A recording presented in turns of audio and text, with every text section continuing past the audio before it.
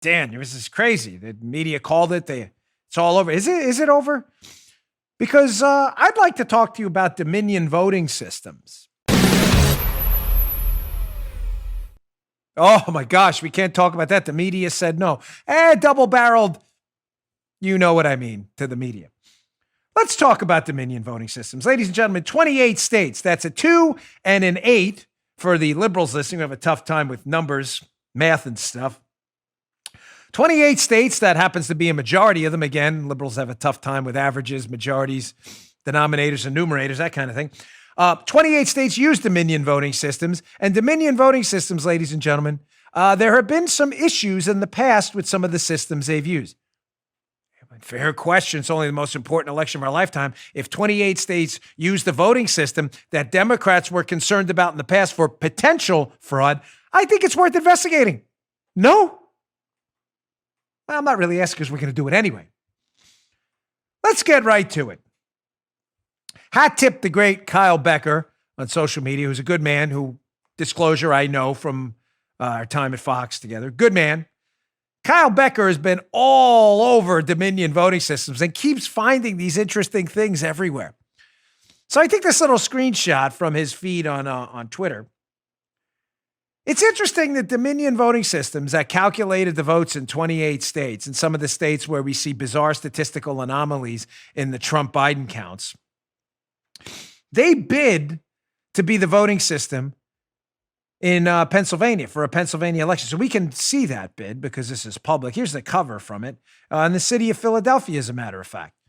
Request for proposal. Even has a bid number for an election system. From who? Dominion voting. Okay. Thank you, Kyle, for getting us the cover. I included the cover, again, in case liberals out there think we're making this up or photoshopped it. So there's the cover of Dominion's bid. And what's fascinating is when you go to this bid, look at what's redacted in their bid to get the voting system. Please list any foreign ownership or investors in either the parent company and or subsidiaries. Crazy. It's all blacked out, redacted. Wow, that's really weird. Page 22 of 247. You can look at it yourself. I wonder why. Wonder what that's about.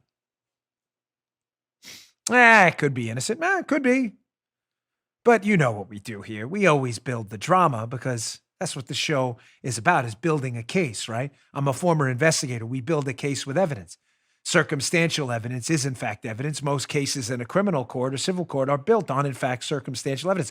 So somebody doesn't want you to know what foreign subsidiaries are involved with Dominion voting system. It's a fact, right? They redacted it. I'm not suggesting anything more than somebody doesn't want you to know it. Fair, Joe? Someone redacted it because they don't want you to know it. Oh, thank you. I'm just checking. Right. Somebody doesn't want you to know something. Okay, good. So let's move on. You may say, well, okay, maybe it's just some kind of thingy. Okay. Attributed to the thingy effect. That's fine. Let's go to a piece of video here. This is a great one. Here is a voter fraud expert here. This is a video talking about Dominion voting system and wondering, Dominion voting system, so they're tabulating the votes in 28 states. Where exactly do the votes go, Joe? Do they go into the magic ether?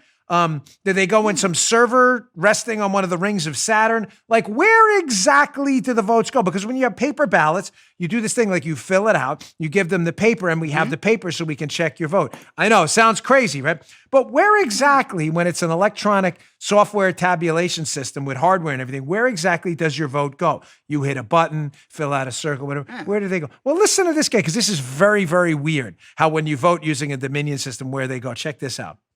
The end game of the discussion needs to be that there are so many unexplainable, or at least at this point unexplainable, troubling questions that real authority needs to look into it and take it very seriously. Yes. The people at the top of the pyramid appear to be companies like SGO, Smartmatic, and Seidel. Seidel actually maintains a series of databases that all sorts of voting companies down here at the bottom of the pyramid report up to. In the case of if ES&S's vote is running your election, it'll report up to a database called Clarity. Clarity is owned by Seidel. If Dominion is your vote counting company, it will upload to a database called Democracy Suite. That's controlled by Seidel. It's all Seidel. It's all up there at the top of the pyramid.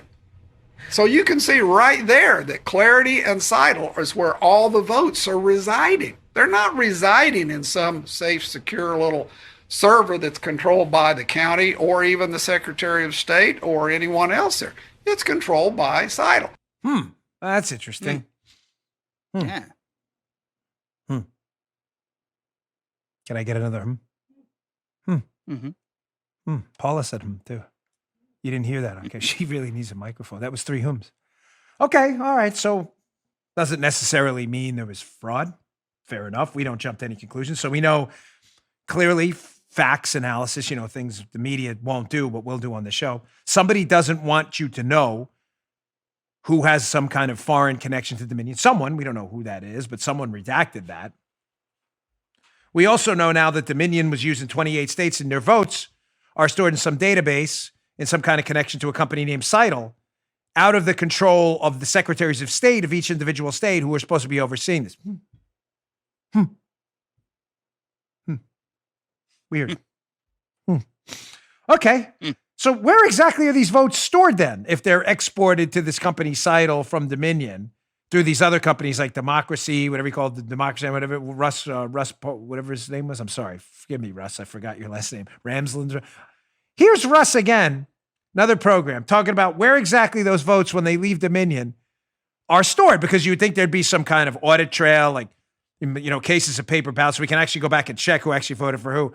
This gets fascinating. Russ he comments a little further. This is just really, check this out. What most Americans don't understand is that voting is done by private companies. The elections are conducted by private companies under contract from the county.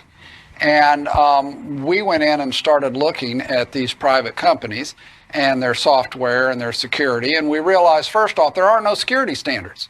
So there are no national standards that any voting company needs to meet as far as the security on their software. And as a result of that, we then began to look and we realized how easy it is to change votes. The software is so bad you can easily change the audit trail so that later you cannot even forensically go back and find out the votes that were changed. And that led us to a number of areas. One, we said, well, what happens to your vote after whatever the voting company locally does to it? What happens to it? Well, it turns out in the case of Texas and 28 other states, it all goes to a server in Frankfurt, Germany, which is owned by Barcelona, Spain multinational, and that's who actually controls and reports your vote. I got to jump in. So here in Texas, if you vote early, and so your vote is being stored, you think, safely somewhere, the data about all the votes in Texas and 27 other states, the early voting data is actually being held in a server in Germany. That is correct. And not only that, but in their process, and by a company called Seidel, and in their process, we can even see malware sitting there collecting all the credentials of all the county workers everywhere who are submitting information up, which means you can now go back into the county and change votes there too. Holy smokes, man. You crack. You are so like 1960s radio. I love it. You do. Whether it's your it's Friday or your holy smoke. Who says holy smokes other than Armacon? I was actually going to go with I had a moment planned there where I was going to come back with the.